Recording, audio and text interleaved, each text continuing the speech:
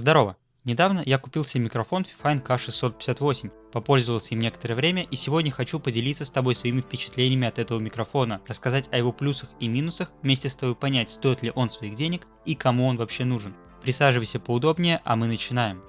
Сразу хочу сказать, что я не являюсь экспертом в этой области, я только делюсь своим опытом и рассказываю о своих ощущениях. Если это видео сможет помочь с выбором хотя бы одному человеку, значит я не зря старался.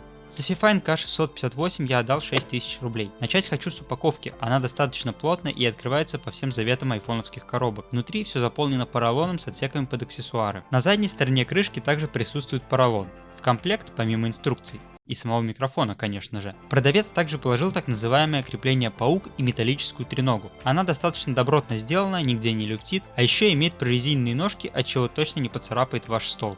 Если нет пантографа, то как временное решение очень даже неплохо. Теперь перейду к самому интересному. Когда я в первый раз взял в руки микрофон, то был немного удивлен тем, насколько он легкий, несмотря на то, что почти полностью сделан из металла. Вот, чтобы вы понимали, сколько весит микрофон, он вообще абсолютно легкий, меньше 300 грамм весит. На передней стороне располагается пластиковая крутилка регулировки громкости. На микрофоне также есть две кнопки – мьюта и включение-отключение подсветки. Обе они сенсорные, кому-то может быть неудобно, но лично мне все ок. Проблем с нажатием не возникало. Подсветка не настраивается, она просто есть и все. В целом смотрится неплохо, в глаза не бьет, за это однозначно лайк. На нижней стороне расположились порт USB-C для подключения к компьютеру и джек 3,5 мм для мониторинга голоса в режиме реального времени. Как по мне, Fifine K658 выглядит достаточно стильно, прочно и надежно. Ну а что по звуку? Как вы уже могли догадаться, записываю голос я сейчас именно на него. Хорошо он звучит или плохо, пусть каждый решает сам для себя, а для сравнения покажу, как он звучит без обработки голоса.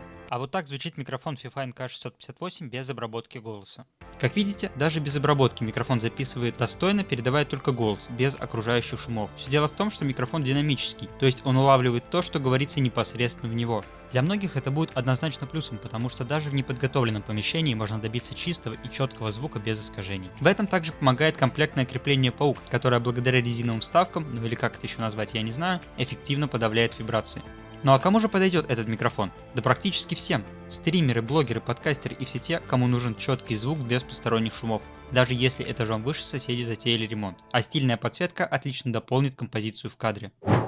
В итоге, микрофон Fifine K658 представляет собой стильное и функциональное решение за свою цену в 6000 рублей. Легкий, стильный и надежный, он дает чистый звук без лишних шумов. А крепление паук и тренога делают его использование удобным из коробки. Из минусов могу отметить разве что пластиковую крутилку регулировки громкости. Просто посмотрите, как она люфтит.